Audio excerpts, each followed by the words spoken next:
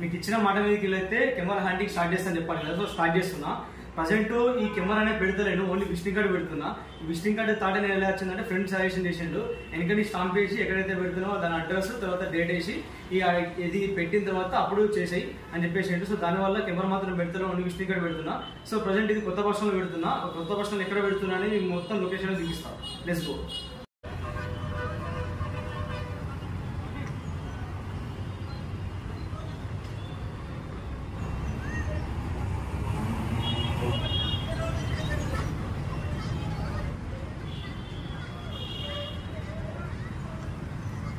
Card పెట్టేసిన కొత్త bus stand out gate దగ్గర.